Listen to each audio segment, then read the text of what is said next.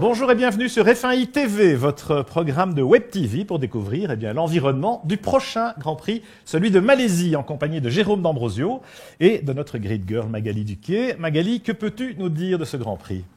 La Malaisie est un État d'Asie du Sud-Est, une péninsule formée de l'union de plusieurs États sous protectorat britannique jusqu'à l'indépendance en 1957. C'est un pays émergent grâce à des ressources en énergie comme le gaz et le pétrole, et il est en majorité musulman.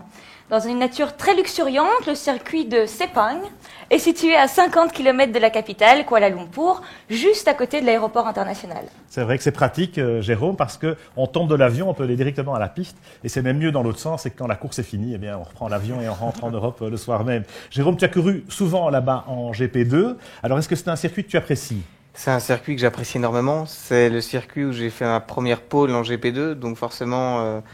c'est un circuit que j'apprécie, un circuit où il y a des virages rapides, des beaux enchaînements en pleine nature, donc un circuit très intéressant et très intéressant aussi grâce à la météo qui est souvent changeante là-bas. Alors c'est vrai que c'est un des premiers circuits modernes de ces autodromes signés Hermann Tilke, l'architecte allemand. Il a lancé une mode en quelque sorte. Alors le tracé proprement dit justement, il est fluide, il est complet, il est technique. Mais le tracé il est complet. C'est-à-dire qu'il y a des gros freinages aussi, mais il y a pas mal de virages rapides et plus de virages rapides, des enchaînements, ce qui le rend très technique.